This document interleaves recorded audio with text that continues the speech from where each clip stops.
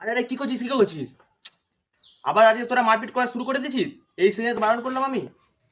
তোরকে লিয়ে আর পারা যায় না। কি করবো বল তোরকে লিয়ে? যাকে একটা কাজ কর, তোর 4টা লাঠি গুড়িয়ে আন, চল যা, যেখান থেকে 4টা লাঠি গুড়িয়ে আন, চল যা। ঠিক আছে দাঁড়া। A few moments later.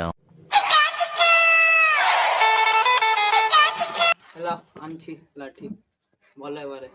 লে এবার এনেছিস তো 4টা লাঠি, এবার একটা কাজ কর, ওই 4টার মধ্যে একটা লাঠি নিয়ে তোরা ভাঙতো দেখি, যে কেউ ভাঙতো, দুজনের মধ্যে ভাঙ। ঠিক আছে দাঁড়া, ভাঙতেছি।